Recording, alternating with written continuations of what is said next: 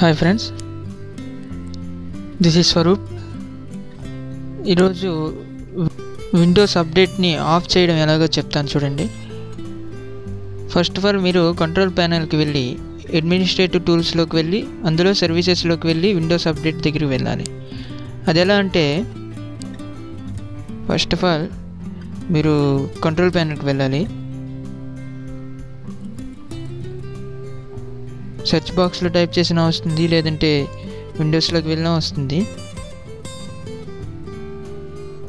అక్కడికి వెళ్ళిన తర్వాత అందులో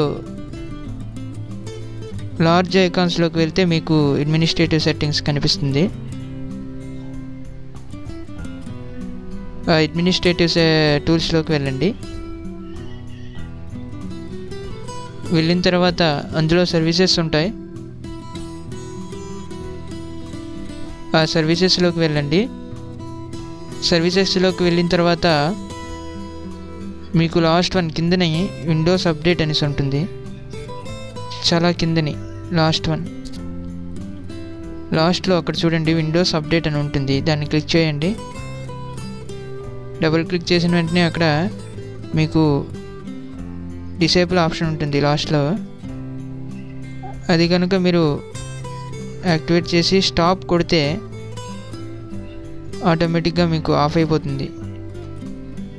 ఓకే, థ్యాంక్ యూ.